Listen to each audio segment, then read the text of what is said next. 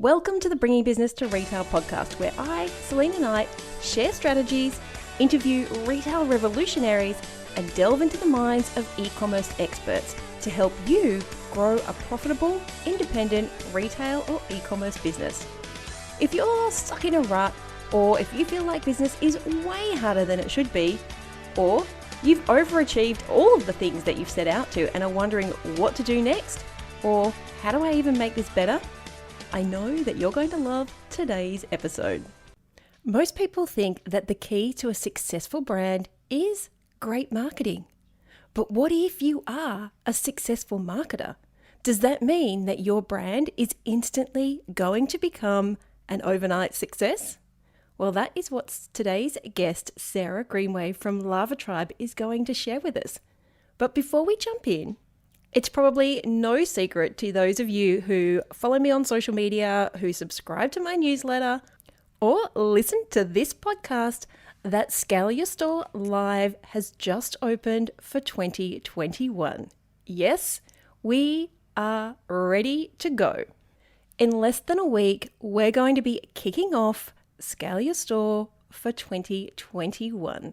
So not only is it an amazing program, during Scale Your Store Live, myself and my team jump in and give you bonus live trainings and accountability sessions every single week. Yep. One of the great things about Scale Your Store is the fact that it is a program that works with your business. It's not a one and done. So every 90 days you jump back in and you create a new plan to scale your business. And existing Scale Your Store alumni love this opportunity to jump back in, to get a refresh, to connect with new people, to learn new content, to take this opportunity to reflect on where they've gotten to and where they want to go. It's one of the great things about Scale Your Store is that you get access to these rounds of Scale Your Store Live, and you also get a golden ticket to our live event, the Retail Academy Live. And I am super excited to say that we are firming up the dates right now. We're in talks with the conference venue to hold the Retail Academy Live the first week of September 2022. And hopefully we can all travel by September 2022. Now, today's guest, Sarah Greenaway from Lava Tribe, is one of your Scale Your Store alumni. And I've brought her onto the podcast because I am so inspired by her story. Like she mentioned in the intro, it is so easy to get frustrated and disappointed when you hear these stories of retail and e-commerce brands who put up a website or open a store and 6 months later they're turning over 7 figures. Some people make it sound so easy. And you know what? It can happen. But for the vast majority of people who become an overnight success, it has been a long, hard slog, usually for year upon year upon year. And it can be disheartening when you hear these stories and you think, well, what am I doing wrong? And Sarah felt that way too. She is a successful marketer, and so many people say you just need to get your marketing right to have a successful, profitable retail or e-commerce business. But she was nailing her marketing. She had loads of PR, but still the money wasn't in the bank. So today, Sarah is super brave and very open and sharing with you what happened when she faced her biggest fears. And as Sarah is going to share with you, this fear is not just hers. It is inside of so many of us, and it all comes to a head when you find yourself with the responsibility of owning a business. It can be completely debilitating and it can be paralyzing, especially when it comes to growing your store. And you can find yourself sitting sometimes for weeks, months, even years in that safe, comfortable zone of being a shopkeeper if you too don't confront your fears. Now, yours may not be the same fear that Sarah has. And this is why Scale Your Store is so unique, because inside of Scale Your Store, we cover all 5 pillars of the retail success: money, sales, customers, marketing, and impact. But we go even further. We set you up for success and we show you how to map out a 90-day strategy so that you will get the results that you want in an achievable time frame. And Sarah and I discuss why 90 days is so important. But I'll let her tell you all about it. So let's jump into today's episode with Sarah Greenaway from Lava Tribe. And just a reminder that you have until the 12th of October to come and join us for Scale Your Store Live. Now that's the 12th of October, Sydney, Australia time. If you are in the US, that is the 11th of October. Don't miss out, because we will not be running Scale Your Store Live until this time next year. Okie dokie. Take it away, Sarah. Hey there, Sarah. Wait a second. All right. Sorry. Today we have on the show Sarah from Lava Tribe, and I love what Lava Tribe is doing because, you know what, I spend most of my day in yoga gear. Yes, that is what I'm wearing right now, but I am not a child, and I know that finding really good quality athletic wear for children is difficult. So Sarah, tell us about why you started Lava Tribe. Well, actually, it was my husband Steve's idea. So I was working for a well-known pram company and, happy, everything was fine. But then Steve and I have always been quite entrepreneurial. And he called me one day and said, I've got this idea. We've always had trouble finding gear for the girls when they're doing all their sporting things, and there's many various things they do that would keep its shape, would rival what the adults wear because they're training just as hard.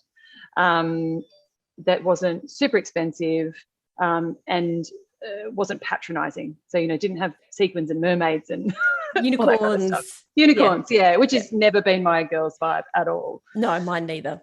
Yeah, no, I could just never even get them into Frozen stuff back in the day. But that's where it all started. And I was like, yeah, that could work. And to be honest, I kind of say that I didn't really start in the business until a year after I did, because I wasn't fully on board for about the first year. Then I read a book called The Motivation Myth. I don't know if you've ever heard of it. No, I haven't read that. And it just totally changed my mindset. And I was just, after that, I was just all in. It was just about basically creating ways to stay focused and motivated, I guess. Anyway, all in since then. And so now we're 3 years in. We have, it's still very much a work in progress, but it's looking like it might have some longevity, which is nice. Not just an expensive hobby. Well, we'll talk about that in a moment. But I think one of the things you've done really well is you've gotten quite a lot of press around what your company does. And I think you have found one of those niches that is, once you find it and master it, you can become the leader. Because I know here in Australia, we really struggle in that age group to find even really nice clothes. In America, when we go there, Lana loves shopping at Justice because it's kind of got clothes that are not necessarily mini skirts, because she doesn't do mini skirts, and not just black. So they seem to have this point where they go from frills and sequins to black and very, very short and nothing in between. And the same with athletic wear. It's, you have, the faux athletic wear, which is the crop tops and maybe a pair of bike pants or leggings. But if you actually want performance gear, which is what a lot of my sister's kids have always been very heavily active in sports. I remember she was always trying to find things for them and ended up getting things from big brands in like extra, extra, extra small, just so that they were proper performance gear, not just faux athletic gear. Yeah. A lot of it doesn't have any technical stuff built into it. It falls down. And in fact, there's a lot of research out there into the reasons why girls drop out of sport at the rate they do after 15, and it's exponential. It's like one in 4 stays in sport after the age of 14. Is that all? Yeah, it's ridiculous. And that's compared, it's the rates for boys are just astronomically higher, and I don't have the data with me. I normally know it off the top of my head, but my brain isn't working quite as well as it does on Mondays. But one of the main reasons is clothing. So there's obviously all that that comes down to how they feel about their bodies and their changing bodies and things like that, and wanting to cover up. But there is also an element of clothes just being distracting. So if clothes are falling down, or they're making you feel hot and those kinds of things, it doesn't take much for a girl to drop out of sport at that age. So if you can make her feel comfortable and supported, all of the things that basically you don't want to put any obstacles in the way of a girl. And the data goes back even to 10. It starts to drop from 10, but it's really severe at around 15.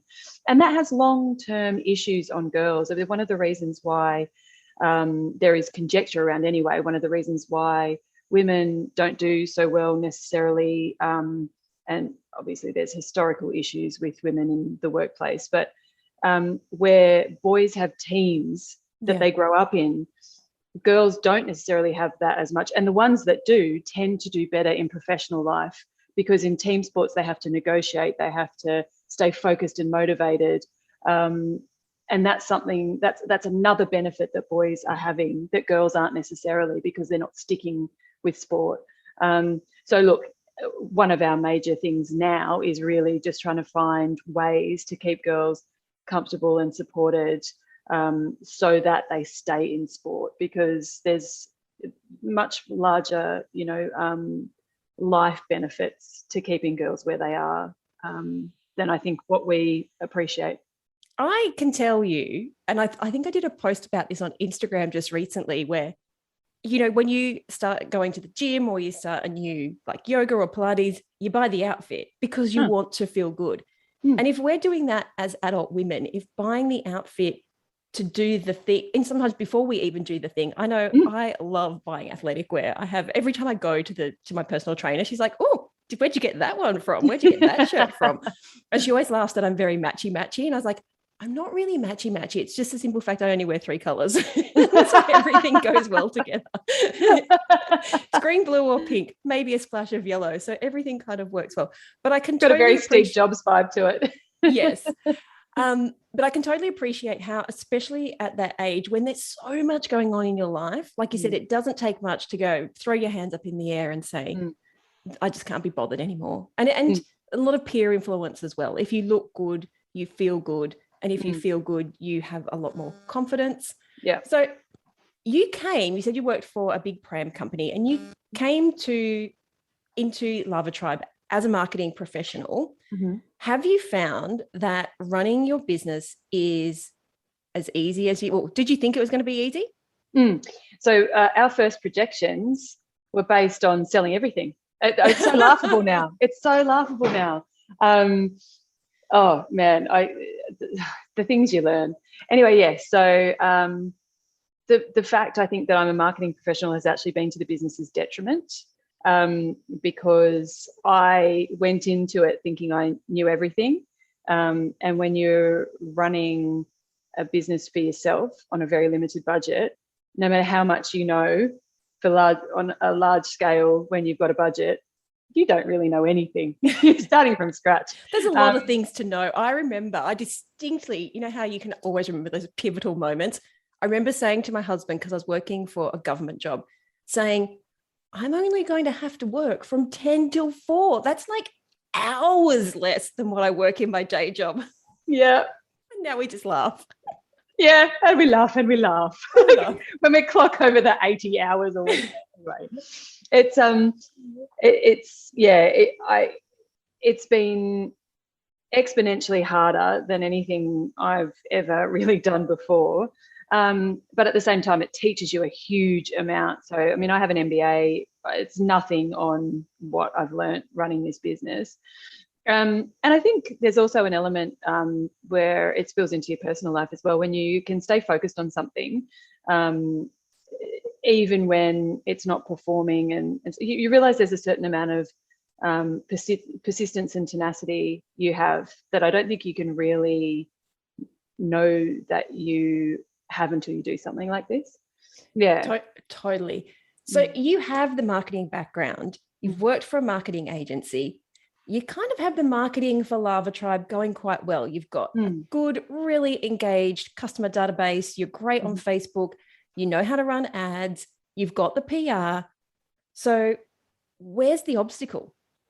Well, for me, and the reason why I met you, obviously, Selena, because I took your scale your store course. In fact, I'm still doing it, and that's the joy of your course, is that you can continue doing it. Because I am basically financially illiterate. So, I would know if the business was doing well because basically there was enough money in the bank, but I wasn't forecasting for any large spends, or I didn't know what my break-even point was. I just a lot of things I just flew blind because it was actually really just firmly in the too hard basket. We weren't big enough really for me to worry about it too much, although it got to a stage where it's all I worried about. But I couldn't do anything about it because I didn't have any structure. So that's what I've really been focusing on. And obviously, with the tips on the course, working out just ways I can streamline everything, which has been amazing. So getting unit prices down. I'm, looking at volumes with my suppliers and going to various different ones and negotiating. Pitching them against each other to come to the right prices and things like that, which I would never have done before. Looking at even the amount that goes into my packaging and marketing collateral that I put into each package, and just all the little things that I would never have considered. So the marketing part I had down pat, the impact part I had down pat, the finance part was just non-existent. And so it sounds like you have a lot of confidence now. You started off with the words, I'm financially illiterate, but then your face just lit up as you were talking about all these, the negotiations and the getting the unit prices down. So it's interesting that you said you were financially illiterate, but talking about all of the achievements and the work that you've got in progress actually makes you look like you're really enjoying it. Yeah, it's making me feel like an adult. Like, I'm not just pretending to run a business. I'm actually running a business, which, is really nice. I'm really focused on the bottom line and, getting prices down. And we just launched on the Iconic, which is great. So congratulations. Yeah, thanks. That's been really great. And the orders have already started coming in. It's only been a week and a bit. But, looking at the impact on that and forecasting so that, then we can just buy higher quantities of stock at lower prices, looking at other marketplaces so we can do that as well. So, it's just been really nice to have more confidence around making decisions on a financial basis rather than an emotional or a needs basis, because it just feels like you're flying blind all the time when you're doing that. And I think I always felt really embarrassed about it as well. But the good thing, I guess, about the course and connecting with other people on the course is that it's not just me. I mean, a lot of us do this, and when for some reason it's so motivating when you find out that the problem you have isn't solely yours. Does that make sense? Yeah. When the other people have the same issue. If you've got that starting point, I know it took the shame and the guilt away from it so I could build on it. So now I really quite enjoy getting to the end of the week and doing all my numbers. It's still scary, but yeah. And that whole pay yourself thing that you talk about is still like, no, but anyway, we'll get there. I'm glad we're getting there because we don't do this for fun. At the end of the day, if you're not making money, you can't stay in business. And if you don't stay in business, who is going to give, one, the support to your customers, but two, continue to provide this top quality product to a niche that a lot of people aren't serving. And so it's almost selfish of you if you don't continue to run a profitable business. Yeah, I really like that line of thinking. Because you talked about that kind of approach before, which really does resonate with me. And another one that you talk about that, oh God, was like game changing was stop being a shopkeeper and take the CEO role. That's another one that created, just a fundamental mind shift. It's not only, needing to serve customers who have a genuine need, it's about servicing the business in a way that actually, creates a scenario where it can scale. Whereas before I was just tinkering and doing day-to-day things. The business needed more, Yeah. being able to elevate. I'm not quite there yet, but I'm definitely making steps every week to taking that much more helicopter view and just, nurturing the business. So tell me, why did you, like, you came from this background, you came from a business background, not necessarily owning the business, but you had a lot of experience in business. Why do you think it took this long to stop, in your words, tinkering? Like, what was stopping you from doing all the things that you're doing now? Well, to be honest, it was a loan. So we got to the point where my shameful financial management, I think, was just stopping us in our tracks. Like, we just couldn't scale. So basically we got to the stage where there was no money coming in because we had some big stock issues earlier in the year as well. With COVID and whatnot and shipping, we just didn't have any stock. I was still marketing, but there really wasn't much to market, but I didn't want to just lose the brand kind of traction that we had. But I wasn't really monitoring what was happening, and before I knew it, I just didn't have enough money. So we had to take a loan to pay for all the stock that's in now for the high season. And so that was the shift. It was like, well, now I've got to make it work because I owe a shed load of money. So it's a good kick up the butt, I'll tell you. Yeah. I think this is why we always say free is not valuable. So it's easy to want to give stuff away, and it's easy to get that, that warm, fuzzy feeling when you are a bit of a philanthropist. But at the end of the day, if there's no skin in the game, because people have said that before to me, scale your store is expensive. So, I can't afford it. You should have it, for free, or you should give away scholarships or whatever. But the fact is, if you don't have any skin in the game, you don't have that same hunger. And I see the exact same thing as what you just said. When people have gotten to this point where it's, everything's on the line, it's, I take out a loan and continue to do the business and go all in, or I just have to wrap up this very expensive hobby. All of a sudden, it gets real. Like, and that was exactly the crossroads. Yep. It's that point where I now have to be responsible to somebody else, and the bank owns me until I can pay this money back. So how do you think that has affected, apart from the fact that it gave you the kick up the bum, how do you think it's affected you as the business, as the shopkeeper or the CEO? Well, as the shopkeeper, I would just have, I just chew through that money again. There's no way that stock is expensive. Shipping is exorbitant at the moment. So, I spent pretty much that whole amount just on buying stock. So what little I had left over, I needed to be very strategic with, and you can't do that by tinkering and, not testing and, really digging into data to work out what's happening and knowing actually what your targets are. So basically I had to invest a lot of the money I had coming in, and that very, very small amount I had left over, I had to be very careful with. So I think that's made me more of a CEO than a shopkeeper. I do a bit of shopkeeping. Like, let's be real, but it's more strategic shopkeeping. And sometimes shopkeeping is just procrastination as well. And I don't go too hard on myself with procrastination. I'm normally, and I'm talking about things like tinkering with Facebook ads, which is my absolute Achilles heel. I actually have to change my password so that I can't get back in until my campaigns leave the learning phase. That's how bad I am. That's the marketer in you. Oh, yeah, but exactly. And it's fun. You said it's procrastination, but what it really is that safe, comfortable zone that we talk about. When you're a shopkeeper, it's the safe, comfortable things that you fall back into because they're a little bit challenging, but at the end of the day, what the results should be, how much time it should take. So for some people, it's playing on Canva. For some people, it's uploading products to the website.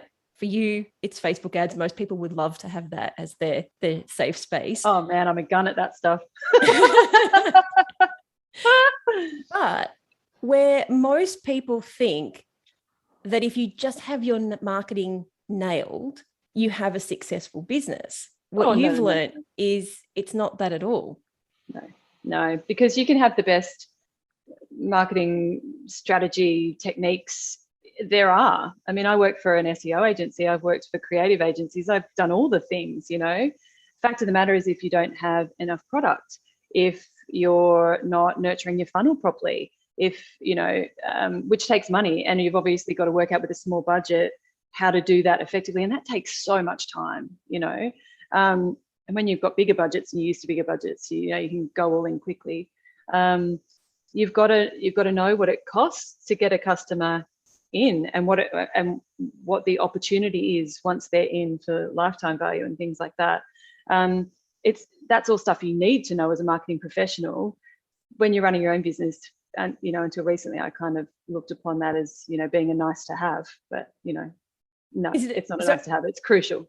It is the 5 pillars. You need to have the money, the sales, the customers, the marketing, and the impact. And I think most people think that I just built this thing for the fun of it. But at the end of the day, it's a decade and a half of experience that actually said, you can have. I've seen brands like yours that have had nailed a particular, especially things like marketing and impact.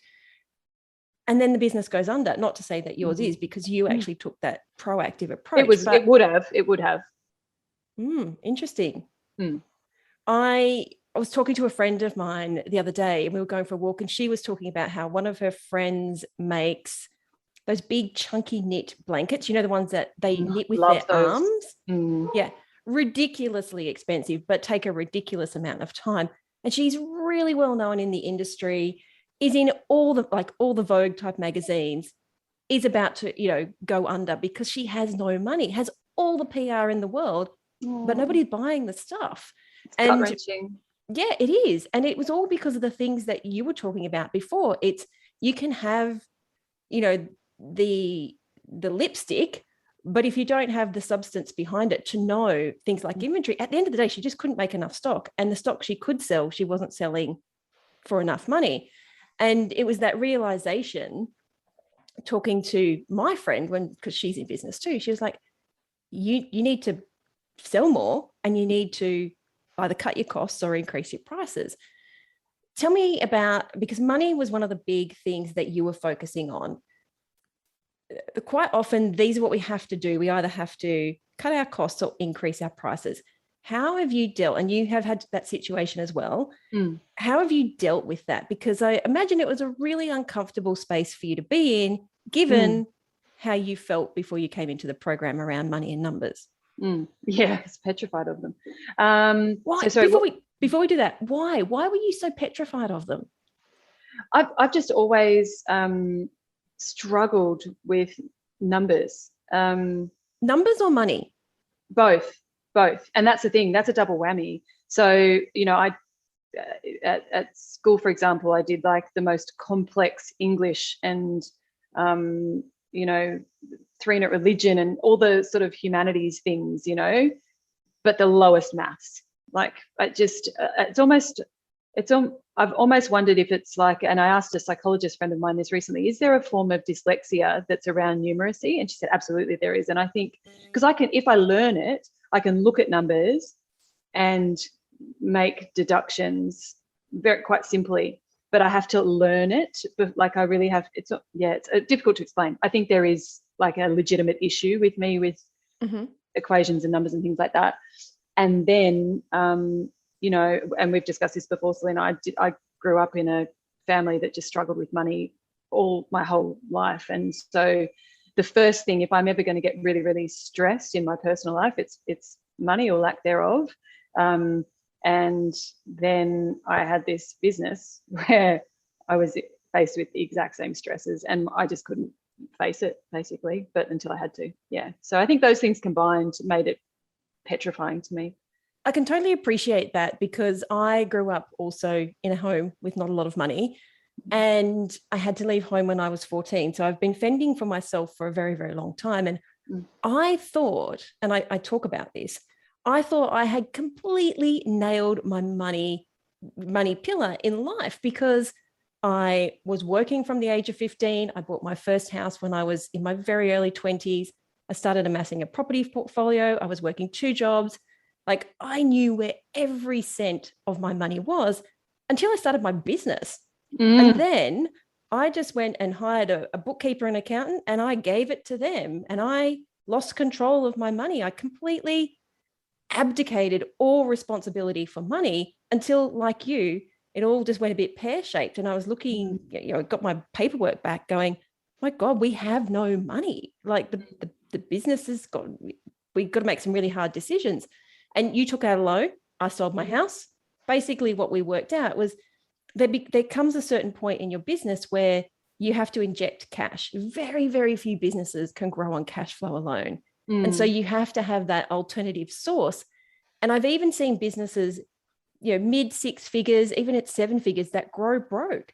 They get to the point where the money's coming in, but there's can't cover the debts. You can't cover the debts. And you just think if you're making $10,000 a day, that you should be able to make $1 million a year. But at the end of the day, it doesn't work like that, because cash flow is very, very different to money in the bank. Yeah, very, very. Yeah. And I didn't really appreciate that difference until recently, if I'm honest. Yeah. Well, cash flow is money in the bank, but cash flow is very different to your overall turnover. Yes. Exactly. Yeah. People will be thinking, what is she talking about? If you've got the cash flow, you've got the money in the bank. yeah. But I know you knew what I was talking about. I did. So you can be $1 million business, but still have no money. Quite easily, I think. Yeah. Well, there are businesses like the Iconic. The Iconic is not a profitable business. It doesn't make money. It's still running on venture capital. And it's great if you've got external investors and you just have to allocate where the money went. But if that's your money, everything is on the line. Yeah, absolutely. And my ego as well. I mean, I can't discount that. I'm not a particularly egotistical person, but I definitely, I've run a few businesses before, sold one off, that I wasn't at the helm. I was a part of a team, which is why I'm sort of encountering issues I hadn't before. And then I've also been a successful marketing professional my whole professional career. So I'm not letting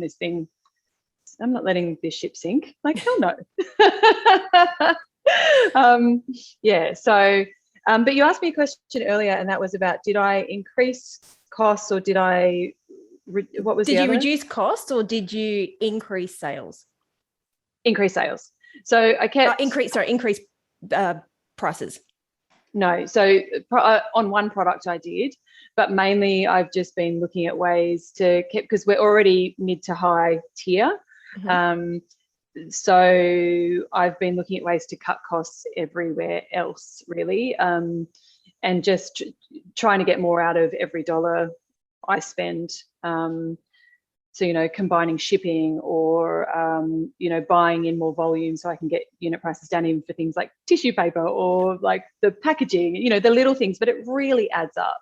And just to make it clear, you haven't cut costs on things like marketing.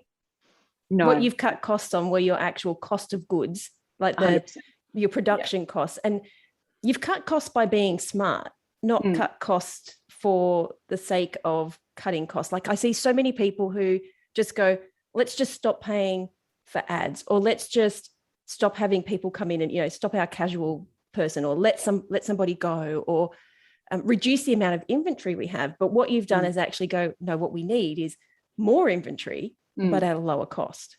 Exactly. And to that point, I also worked with Steve, who just incidentally designs all the clothes and patterns. You would think it was me, but it's Steve that actually makes all our gorgeous clothes and the prints.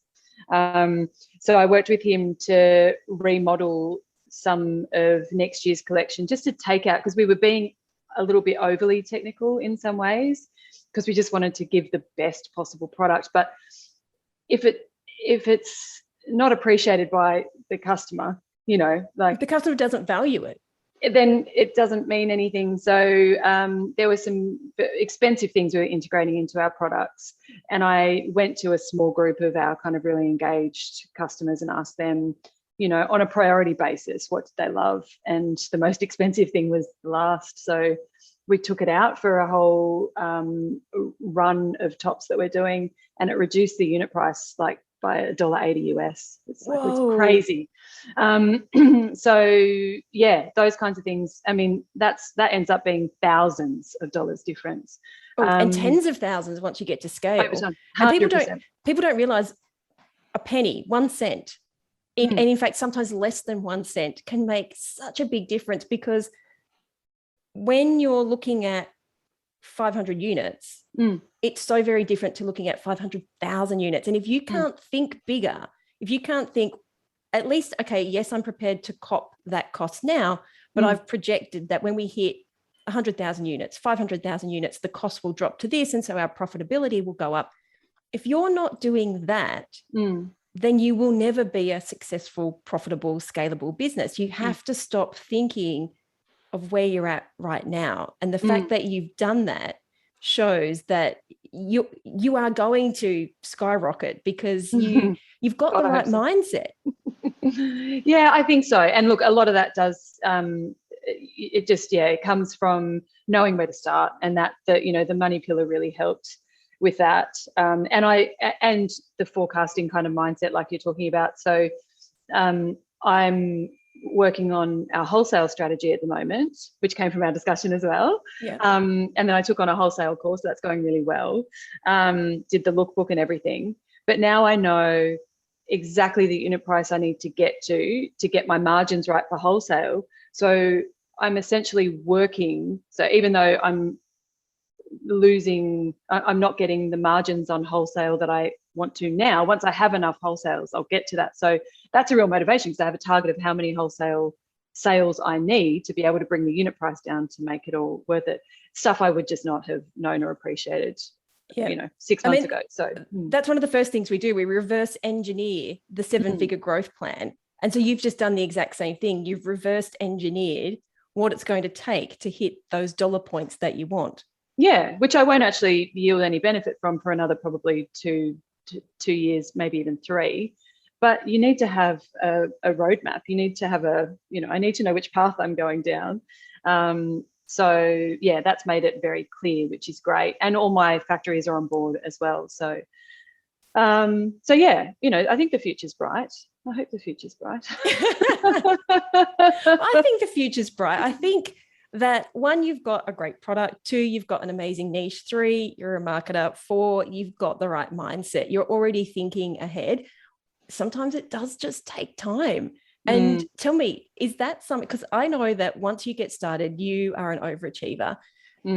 Does the time thing, like having to wait, does that frustrate you? More than you could possibly know. Yeah. No, probably not. Patience. Actually, I said, the biggest thing about business is learning how persistent and tenacious you can be. Add patience, because you have to be there's no end of things you can do in a business. And what I've learned is often nothing is the best thing to do in this business. Once I've negotiated and I've created the ads and I've gotten back to the customers, just having a weekend, getting my head clear, going to the beach, that kind of stuff is the best thing for my business, where I can't believe I'm telling you this, but I will. How I told you I changed my Facebook passwords? Yeah. Well, every weekend for the last 5 weeks or so, one of my best mates tech sits for me. So I drop off my laptops on Friday afternoons at 4:00, and I pick them up again on Monday mornings, and they tech sit for me so that I can't work. Wow. Yeah. I think that's awesome. And I can totally appreciate how you feel, because I love to work. And this is the problem, not the problem. This is, I guess, a conundrum is when you reignite that spark again and you're not just doing the mundane things that drive you insane, you want to keep pushing it further and faster. But by the same token, you need that space. I'm so lucky. I'm sitting here talking to you in the country, in the middle of renovating a house, which that's my second hobby. But my team are running the business. I literally have shown up for this podcast, and everything else is working in the background. And it sometimes is really hard to go, I need to step away, but I've stepped away for months. I'm gone from the business, apart from checking my emails and answering some questions. I'm gone from the business for 3 months. And yet it still ticks along and it still does its thing. But so great. I know. Do you read books? Yeah, voraciously. I think one of my biggest things, I usually read at nighttime, but reading during the day feels like a guilty pleasure. And so sitting on the sofa, having a cup of tea and reading a book or reading a catalog is like, sometimes I look up and just go, oh, look, I can do this. Oh my God, you really are in the country. You have catalogs. It's mail order, baby. Yeah, look, and those little moments are so important. And, you know, as much as there is endless things to do, especially when you're passionate about a business, sometimes you just reach the kind of critical mass of all the things you can do, and anything else is really just trying to bring forward what inevitably will be the result, but doing more doesn't make it faster. So, you know, I've just learned that I don't need to give every hour of, you know, of the day to the business. And in fact, again, doing that can sometimes be to its detriment, because I'll learn something new, I'll watch something on YouTube, and then I want to implement it straight away, which means that then I don't wait for, and there's so many examples in the business of where this can occur. And so I don't let the thing I implemented before that get to the stage where I can see whether it worked or not. So I've really had to learn that patience, and it's taken years, honestly. Yeah. And that's one of the reasons we work in 90-day chunks, is because it's long enough to get traction, but it's short enough for people like you and I to get results, but then be happy to move on to the next thing, the next project. And sometimes even at 90 days, it can feel like a bit of a stretch, but the fact is the data is there to show that 90 days is a really good chunk of time to get results and to see results. But it's one of the things that I also struggled with was, like you said, I would walk into the shop and say, I was listening to a podcast on the way here, and the girls would literally, their faces would drop, and it would be like, God, what is she going to make us implement now? Because we haven't even implemented the thing from yesterday yet. And you realize that, like you said, putting these things into place without actually giving something time to work becomes a detriment. And all it's doing is fueling your need for that constant, I guess, constant working, that constant moving forward when, like you said, sometimes it doesn't need to move forward. It just needs to be let to do its thing. Yeah, it's just validation, and maybe a bit of a dopamine hit as well. You know, like I'll add something new to Shopify, or I'll decide on a whim, oh, I'm going to move my email platform, or, you know, just ridiculous things that, you know, somebody might have suggested they've had great results in, but to be honest, they probably had great results with it because they stuck with it. I think most of the time anything will work if you just stick with it. But I've learned that the hard way. Yeah. Now, I know that you have pushed yourself out of your comfort zone, and you team up with another Scale Your Store alumni. Is it weekly?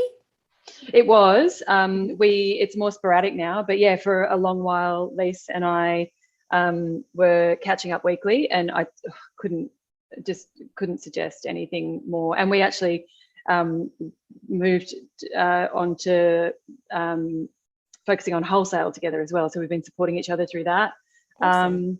And she's just great. Like, you know, she'll check in from time to time.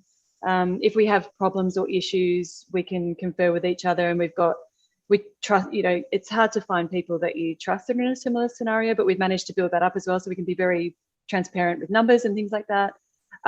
That's such a gift. Wow. Because when you it's when you understand that you're not alone in situations, it's very empowering. And knowing that you're accountable to somebody, our accountability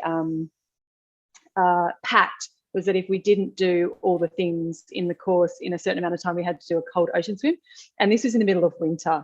And I tell you, that is very motivating. But it ended up being more motivating just to, you know, front up to a chat with Lisa and know what I was talking about. You know, that ended up being quite motivating as well. But I tell you, the idea of getting my butt into, you know, a 12-degree ocean was pretty motivating too.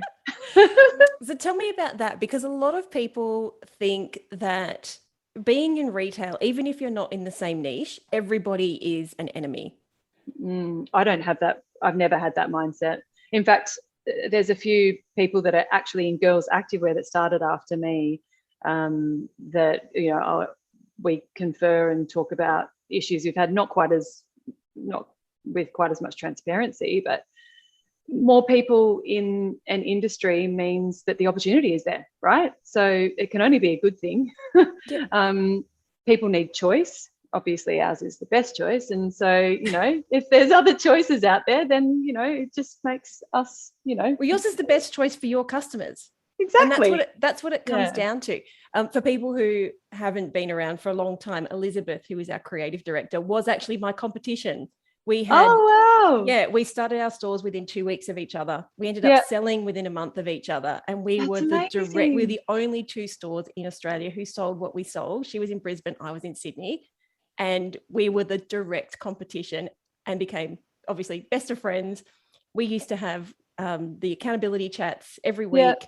Quite often when we're in the store, and it would be, if the person just hung up, it was because somebody walked in. They didn't even have to say goodbye. They just hung up, and then they would call you back.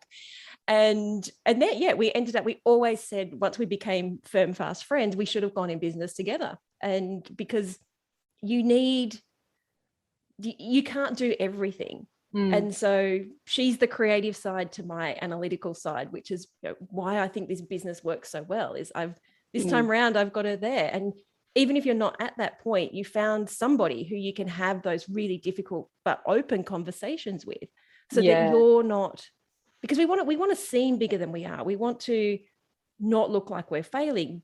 But if things aren't working, you need somebody to jump in there and help you, not with numbers that have been fudged, but with real life data.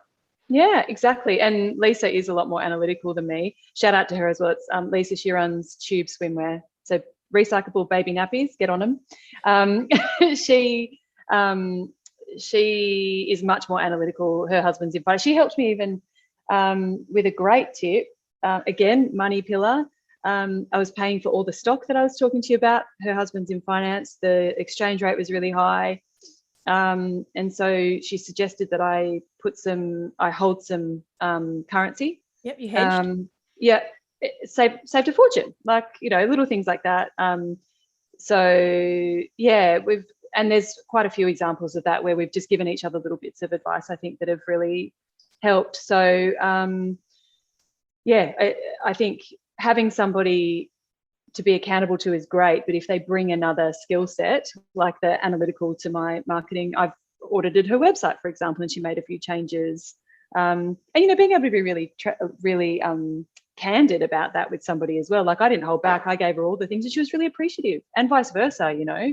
I could not recommend an accountability buddy. Sometimes we need a cheer squad, but sometimes we need the big kick up the butt. I need to kick up the butt. I've got cheer squads everywhere, you know. It's sometimes constructive is much better than complimentary. All right. So what does the future hold for Lava Tribe? Well, I mean, there's a few different levels of that. In the next, in the short term, the next kind of 6 months, I'm really working on spreading out our supply, so that we've got a sort of a safeguard against all the changes, and maybe even moving out of China and looking at a different supplier. So just being able to really firm up our supply so that we don't end up with the same issues we had last year with stock shortages and stuff like that. So in short, this next 6 months is about just trying to overcome all the problems moving into next year that we experienced early this year. But moving on from that, I guess my main goal is really to start being able to draw some money out of the business and being able to bring it to a point where that's possible. I've got my forecasts and my projections and things like that. So just working to make sure that they all come to fruition, so I can, start to progress it from being, a hobby to actually something that can sustain me. And, over and above that, I think in the next 3 years or so, we'd really love to be able to open a physical store. So that's something that we've always been kind of excited about. And I know it seems really counterintuitive given the way the world is going. But, somewhere we can maybe run fulfillment out of, and just that really helps us solidify the brand. I really like the idea of being able to have, I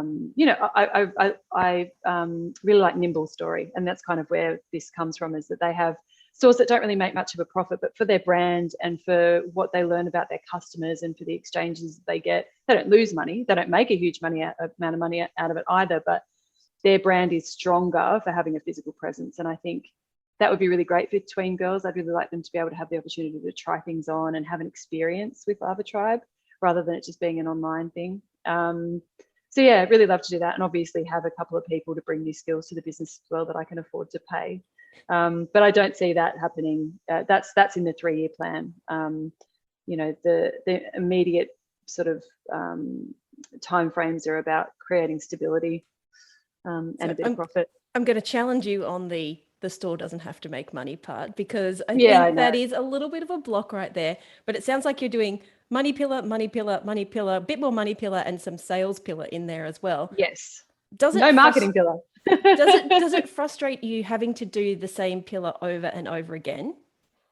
Not really, because I'm still learning things. I think if I wasn't, then yes. But I mean, I haven't. I mean, I've done the other pillars, as in I've done the learning of the pillars. I haven't done the 90 days on them because I just haven't got everything out of the money pillar yet. So yeah, until I guess have extracted everything I need to from that, then I'll keep going.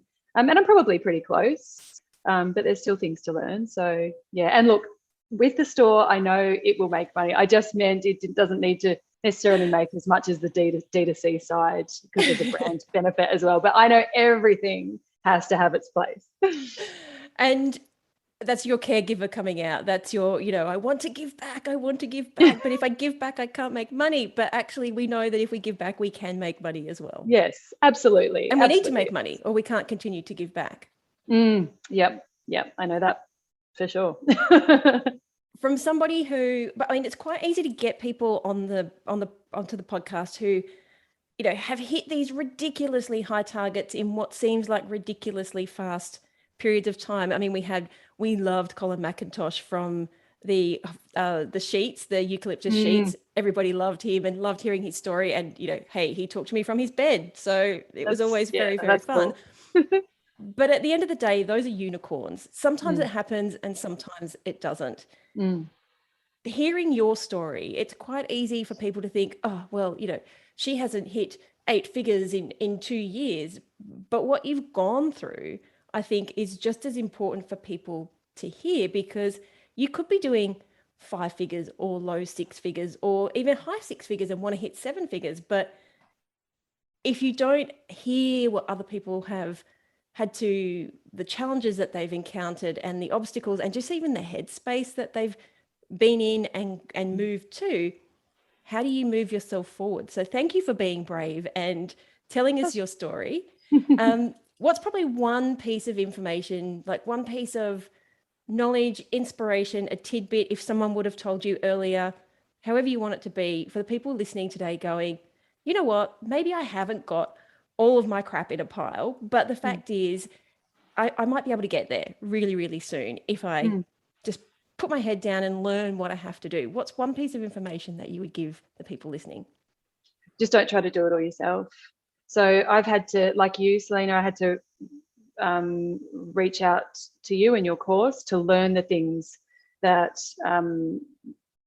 I guess could propel the business forward, and similarly with other things. And I've only really just learned that recently. I invest a lot more in courses and expert knowledge now than I used to. I used to try and learn it all myself, and that just made me exhausted and confused because everybody comes at it from different angles. Lean on experts, I think would be the main thing, because for the longest time I tried to make myself an expert in everything and it just made me really not very good that much. So yeah, that would be it. Not very good that much. Not very good at much. Oh, at much. No, I can string a sentence together.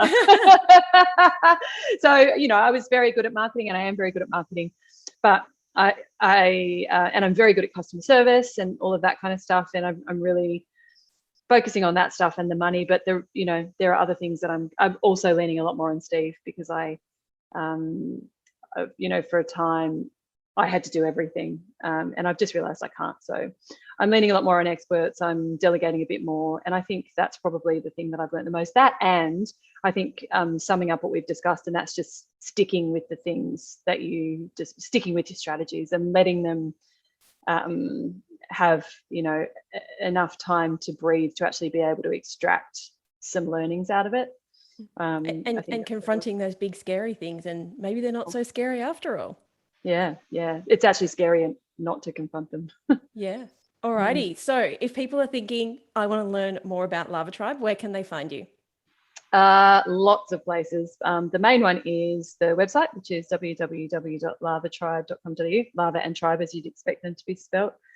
And then join us on Facebook, because we have a great community on there, and it's very girl power, lots of empowering feminist messages about girls in sport, and just really kick-ass women in general is kind of the conversation on Facebook. And I love our little Facebook community. So love to see people come and join us there too. Awesome. Well, thank you so much for sharing your story. And Pleasure. I look forward to seeing you in the next round of Scale Your Store Live in a few weeks. I'll be there. I hope you enjoyed this week's episode of the Bringing Business to Retail podcast. You can find all of the show notes over at selenaknight.com. If you found something that you heard today particularly useful, I'd love it if you could leave me a review on iTunes or Stitcher. And of course, feel free to share this episode with someone that you think could benefit by listening to it. Want more retail biz strategies? You can watch the Bringing Business to Retail TV show, where each week I'll answer a question or provide you with a simple, actionable retail biz strategy that you can implement in your business right away. If you have a question or a guest, I'd love to hear from you. Drop my team an email at podcast@selenaknight.com, and I'll see you on the next episode. Have a great week.